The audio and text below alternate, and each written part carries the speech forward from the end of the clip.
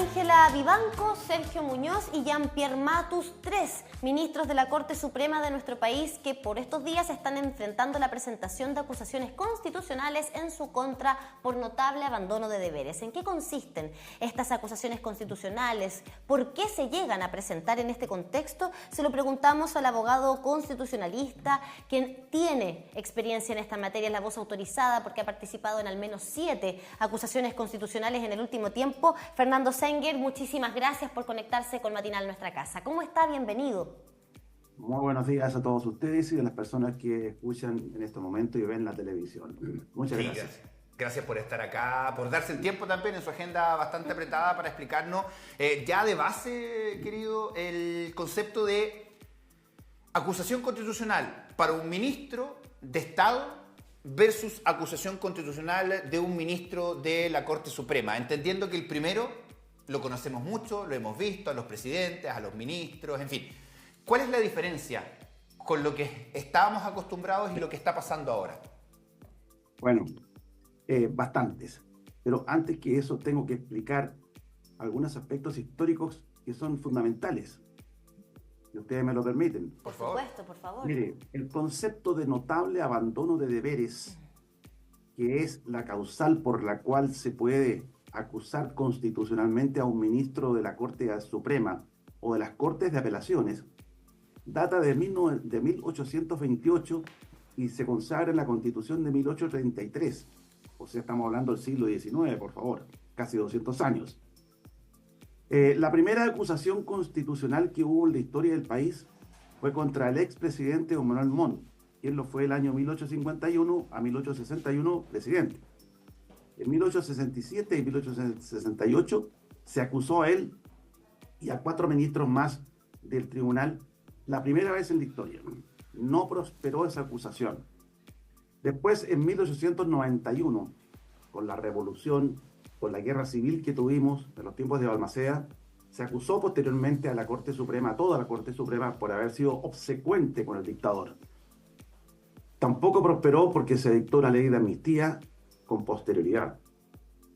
Sigue el curso de los años y en el siglo XX, en 1931, también se acusa a la Corte Suprema por la dictadura de los tiempos, de su posición de la dictadura durante los tiempos de Ibáñez, primer gobierno de Ibáñez. Tampoco prosperó. Y así seguimos hacia adelante. En los tiempos, por ejemplo, del gobierno de don Eduardo Frei Montalva, el año 67 y 68 se acusó a toda la Corte Suprema. Tampoco prosperó. Bueno, después llegamos ya, por supuesto, al año 73 hasta el 90, que hubo un gobierno militar. Posteriormente, la primera acusación que se presenta en los tiempos de don Patricio Aylwin, año 94, fue contra el ministro Cereceda de la Corte Suprema y del Tribunal Constitucional, contra Lionel Beró, Germán Valenzuela y el que denominado fiscal Torres, que posteriormente fue auditor del Ejército. Ahí me correspondió defender a Cereceda, Beró y compañía, digamos. Fueron meses de defensa bastante complicados. Era la primera vez que se acusaba a un ministro de la Corte Suprema, a ministros de la Corte, durante ya el retorno de la democracia. Así fue como, como se ventiló todo esto el año 92 y 93. Me correspondió alegar en la Cámara de Diputados, en el Senado, en varias ocasiones.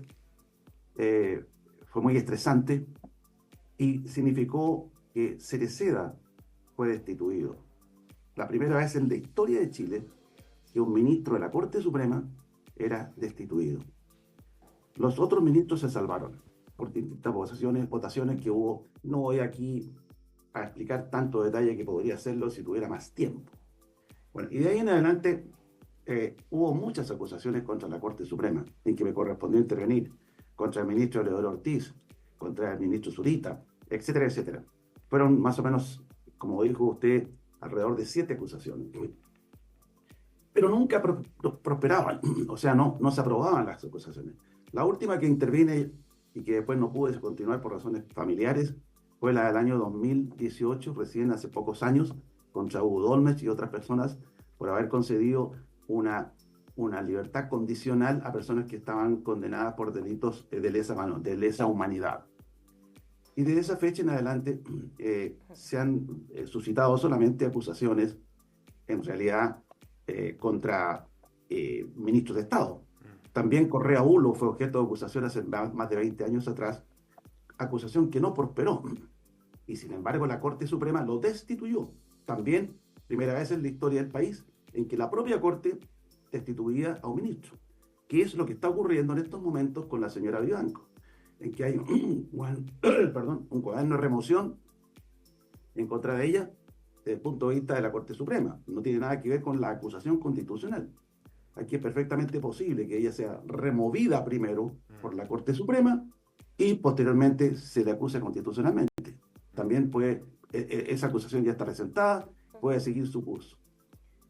Sí, Ahora, las acusaciones se presentan en la Cámara de Diputados por no menos de 10 ni más de 20 diputados. Y hay todo un proceso constitucional que se llama Derecho Procesal Constitucional, en que se continúa esta acusación de acuerdo a la Ley Orgánica Constitucional del Congreso Nacional. Se forma una comisión, se da cuenta en la sala, se forma una comisión que es por sorteo, o sea, al azar. Esa comisión estudia los antecedentes, los hechos, puede citar a personas para ilustrarse mejor, tiene que poner en conocimiento primero la acusación personalmente o por cédula al ministro. Hay 10 días para contestar. El ministro pueden hacer valer todos sus derechos, por supuesto, contratar abogados para esto, es muy corriente, y luego esa comisión emite un informe que tiene que ser defendido ante la Cámara. Luego la Cámara va a tener que resolver en primera instancia. Si se acoge la acusación por mayoría de votos en la Cámara de Diputados, el ministro queda suspendido de sus funciones y pasa al Senado. Y en el Senado tiene que sostenerse la acusación por los diputados que la sostuvieron, que la aprobaron, que están de acuerdo con ella. Y luego en el Senado también el ministro o la ministra tiene derecho a comparecer con abogado o sin abogado y defenderse, que es lo que yo hice en el caso del año 92, 93, con Cerecea, Veró, etc. De tal modo que es todo un proceso constitucional complejo, delicado, importante, que tiene muchas sutilezas y detalles. De tal modo que no es algo tan simple como decir, porque aquí muchos dicen, me han llamado muchas personas, me dicen, pero que el Senado actúa como jurado. Claro, son 3 veces en que se actúa como jurado en la Constitución política. Pero el Senado, ¿qué dice? Actúa como jurado para decidir si se cometió el delito, la infracción o el abuso de poder de que se le acusa. Por lo tanto, el Senado, al actuar como jurado, no puede actuar arbitrariamente. Claro, no puede decir que hoy acuso, apruebo o no apruebo, tiene que razonar, tiene que juzgar. Y eso requiere un raciocinio jurídico, aunque no sean todos los senadores abogados, por supuesto, pero es un tribunal que está establecido en la Constitución. Permanentemente está actuando desde el punto de vista de todas sus atribuciones que tiene el Senado, que son muchas más, que no me voy a referir a ellas porque no le viene al caso. Eso es lo que yo pudiera decir sintéticamente. Muchas gracias. Por favor. Sí, abogado, bueno, para que se entienda también, ¿no? Porque de pronto confunde un poco, el notable abandono de deberes no se traduce en que dejaron de hacer su pega, ¿no? Acá hay acusaciones bien serias, por ejemplo, respecto de la ministra Vivanco, se le acusa de la ejecución de conductas que afectaron gravemente la imparcialidad e independencia con que debía obrar como jueza en algunas causas puestas bajo su conocimiento. Recordemos que la ministra Vivanco en este caso está vinculada directamente con el caso Audio, así también como el ministro Matus. En el caso de Sergio Muñoz tiene que ver con información que él le habría entregado a su hija, información privilegiada, ¿cierto?, que también ejerce como jueza de nuestro país. Para hacer esa aclaración, abogado, y preguntarle, ¿qué se requiere para probar en este caso? ¿Cuáles son los antecedentes que se deben presentar en una acusación constitucional de esta índole contra estos 3 ministros de la Corte Suprema? Bueno, ahí le contesto también lo siguiente. Todas las acusaciones constitucionales son distintas, son diferentes. no por la redacción de las palabras, las frases, los argumentos, sino que por los hechos. Si usted analiza lo que me acaba de decir, lo que se le imputa a la señora Vivanco son como 8 o 9 cargos que la Corte Suprema ya la está procesando en su comité de ética y que después lo va a tener que ver el Pleno. Son totalmente distintos a los hechos del ministro Muñoz, que tienen relación con su hija y con la información de unos juicios y con una inmobiliaria. Y distinto el caso de Jean-Pierre Matus, que es también un tema de tráfico de influencias, en fin, y otras circunstancias. Entonces, todos los hechos tienen que ser probados. En el caso de la señora Vivanco hay muchísimo material de prueba que es público y notorio, porque aparece en el caso de audio con Hermosilla, y hay una serie de otros elementos de prueba más que se han ido agregando, de la composición de las salas, de cómo ella se trasladó de una sala a la otra para que ver una causa, etc. Y en el caso del ministro Muñoz también son distintos. Entonces, toda acusación constitucional está compuesta por antecedentes, por hechos que tienen que ser probados y, por supuesto, la argumentación, el razonamiento y la sentencia final. Así que no podemos decir todo esto es lo mismo. ¿Me comprenden? Sí. Es lo que yo le pudiera decir a ustedes con respecto a la pregunta. Sí, preguntarle también, a lo mejor más allá de lo estrictamente de artículos o de leyes específicas, sino que su opinión como abogado, como experto constitucionalista, con años de experiencia, por supuesto, desde nuestra región, en nuestro país. Esto que estamos viviendo como nivel de corrupción, si se quiere, se irá a comprobar o no si hay delito y todo, pero hay cosas que podrán ser delito y otras que podrán ser políticamente correctas o éticamente aceptables, pero cuando se acusa constitucionalmente a algún ministro, tal vez tiene que ver con un tema más político o por algo que no se hizo, que tal vez no afecte directamente a alguien. En el caso de los abogados o de la Corte Suprema, sí afectan gravemente. Se pierde el concepto de que la imparcialidad, lo que tiene que ser la justicia. ¿Qué consecuencias trae esto en lo inmediato, por ejemplo, si es que son acusados constitucionalmente o son comprobados sus delitos, son destituidos, con los casos en los cuales ellos fallaron? ¿Cómo queda también la imagen de una corte y cómo queda también el nivel de poder que puede tener una persona para influenciar tanto a tantos poderes del Estado? Bueno, efectivamente lo que usted dice tiene mucha razón. Yo tengo 62 años de abogado. Estoy bastante viejo ya, como usted puede ver. Soy doctor, soy ya profesor emérito, en fin, muchas cosas. Y he sido presidente del Comité de Derecho Constitucional de la Federación Interamericana de Abogados, con sede en Washington, muchos años. Ya también renuncié al cargo porque los años pasan y tienen que llegar nuevas generaciones. Por eso yo viajaba mucho antes de la pandemia. Pero le quiero decir lo siguiente. Desde que yo me recibí en 1962, he visto muchísimas cosas en la Corte Suprema y en la Corte de Apelaciones. Y sin duda que siempre ha existido una especie de tráfico de influencias, entre comillas, en los nombramientos, especialmente de las Cortes. No tanto de los jueces, también de los notarios, que es otro tema. Y eso, sin duda, tenía que determinarse. Y había muchas influencias siempre políticas, religiosas, muy importantes, le puedo decir, yo las conozco, etcétera, que se ventilaron muchos años atrás. Eso ahora ha ido cambiando. Y por eso que entonces se trata de que todo sea muy reglamentado, con concursos públicos, hay alegatos que se hacen, exposiciones que se hacen por los ministros cuando quieren optar a ser Corte Suprema o entrar al Tribunal Constitucional, que uno lo puede ver por la televisión, escuchar por la radio y conocerlo. Entonces, han ido cambiando las cosas. Ahora, en el caso de este presente, en el caso de la señora Vivanco, es el asunto muy complicado. Yo creo que esa acusación, esta, de la señora Vivanco, va a prosperar.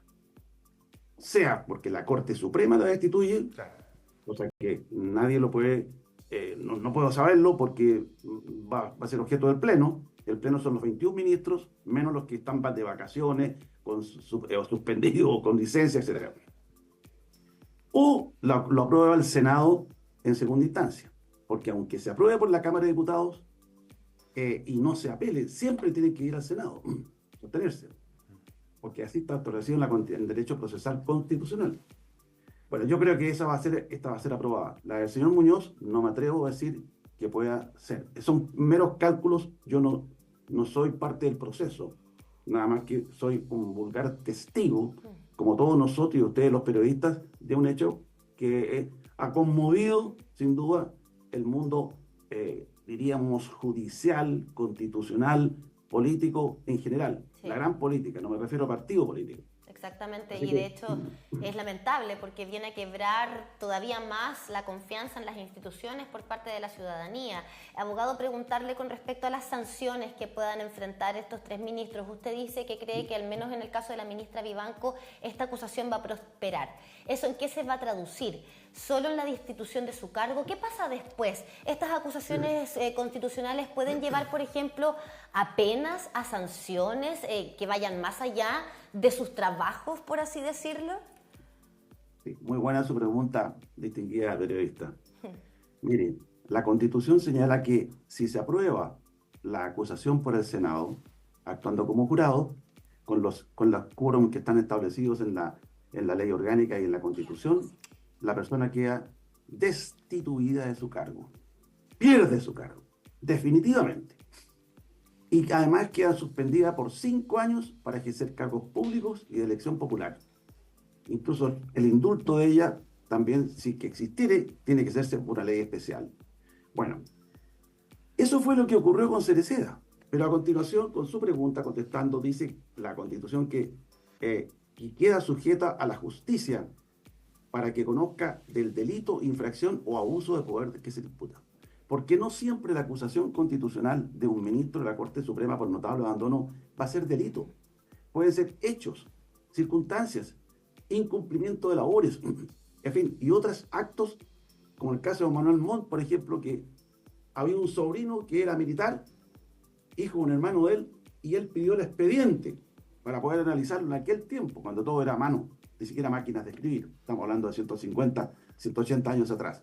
Bueno, ejemplos como eso.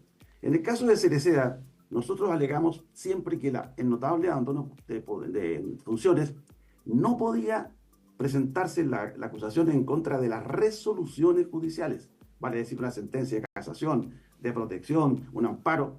Hay muchas acusaciones que se han hecho sobre la base de que no se han acogido ciertas acciones por los jueces, y eso no procede.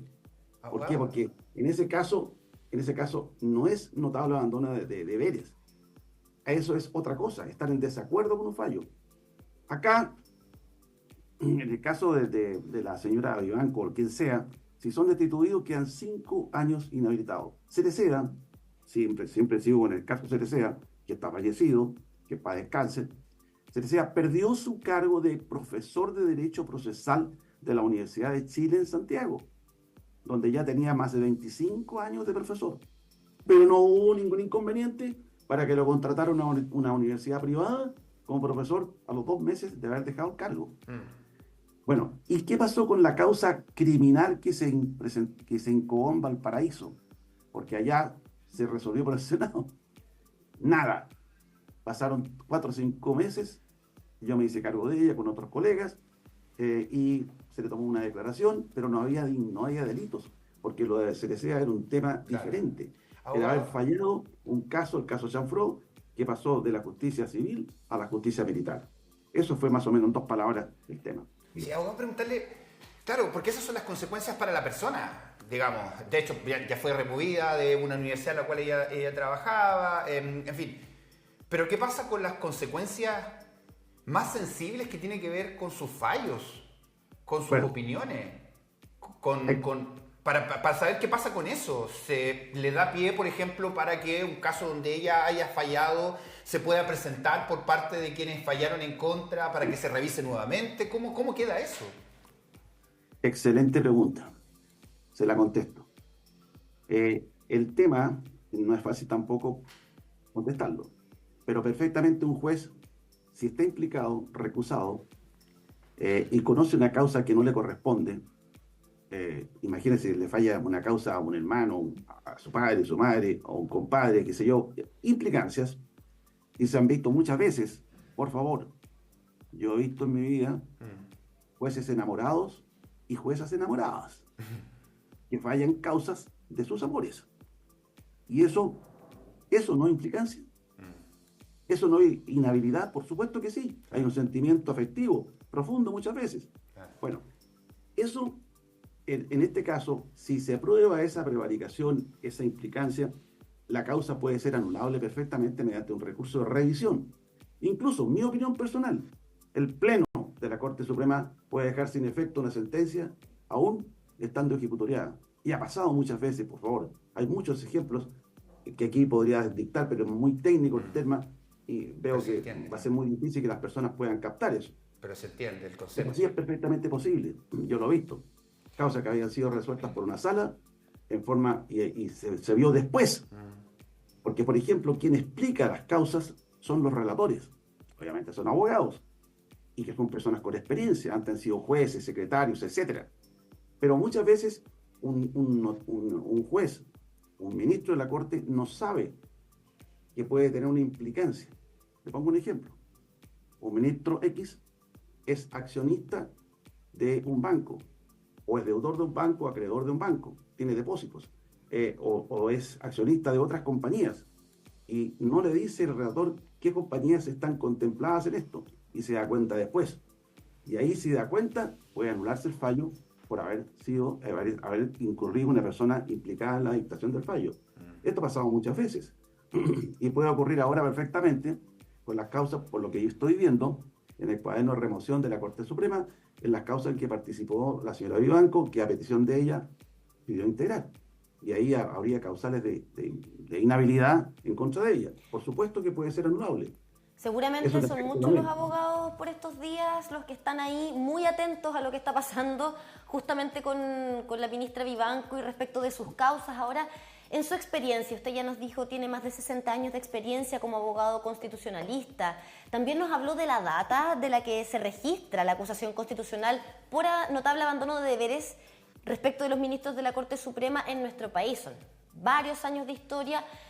No sé si esta manera, este planteamiento de acusación constitucional ha tenido ya reformas, pero en su experiencia, ¿cree que está bien regulado en Chile la forma de presentar y llevar a cabo un juicio por acusación constitucional? ¿Debiese reformarse quizás en alguno de sus puntos? Usted nos hablaba, por ejemplo, de tener que enviarlo a revisión del Senado. Hay muchos que cuestionan también aquello. ¿Qué cree usted que necesita hoy día esto dentro de nuestro sistema judicial en Chile? No. Mire, yo que he vivido todas estas acusaciones constitucionales a lo largo de los años, creo que está bien estructurado. Antiguamente, cuando hablo antiguamente, antes del gobierno militar, por ejemplo, durante el gobierno de don Eduardo Frei Montalva, 64 al 71, o sea, 1900 por supuesto, no se permitía abogados alegando. Yo recuerdo que el año 68, cuando se acusó toda la Corte Suprema, ahí estaba, por ejemplo, don José María Izaguirre y otros ilustres, don Ramiro Méndez, otros grandes ministros que están todos fallecidos, por supuesto. Se le imputaba a don Ramiro Méndez y a don José María Izaguirre tener muchas propiedades. Y claro, yo colaboré en ese tiempo con los abogados que defendieron por fuera. Sucede que las tenían porque las habían heredado. Uno era de Concepción y sus tías le habían dejado en varios testamentos muchas propiedades. Eso no es ningún delito.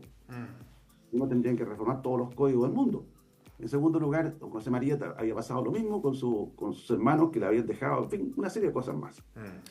Entonces, ahí no se permitió el abogado. Don Jacobo Chausson, famoso profesor de civil y diputado del Partido Radical, quiso defender, no lo dejaron. Ahora no, está todo reformado en la ley orgánica y se permite la asesoría jurídica en todos los niveles, que fue lo que yo he podido hacer en todas las acusaciones constitucionales en que participé anteriormente. Entonces, yo creo que no sacamos nada con reformar la Constitución. Aquí hay un problema de fondo, problema también un tema moral, es un tema ético, de comportamiento de las personas, y eso no lo va a arreglar usted con las leyes. Sí, es verdad. No, vean lo que pasa con la violencia intrafamiliar, han dictado no sé cuántas leyes en los últimos 40 años y a cada minuto tenemos nuevamente violencia intrafamiliar y muertes por esto. Claro, y uno le pide mayor celeridad, mayor transparencia, mayor ética también a funcionarios públicos, por supuesto. Ayer, por otro lado, se rechazó en el Congreso la idea de que los gobernadores regionales pudiesen ser acusados constitucionalmente. Así que vamos a ver ahí cómo se va a perseguir, digamos, con todas las consecuencias que ha tenido los casos convenios, o el caso convenios también con respecto al rol de los gobernadores regionales. Abogado, muchísimas gracias por estar acá con nosotros, por darse el tiempo y por explicarnos esto que muchas veces se complica. Mucho gusto. Hasta luego. Igualmente, ahí estaba la conversación con Fernando Senger, abogado constitucionalista con más de 60 años de experiencia y que ha participado en 7 acusaciones constitucionales al menos durante su carrera. 9 de la mañana con 34 minutos. A propósito de carrera, ya empieza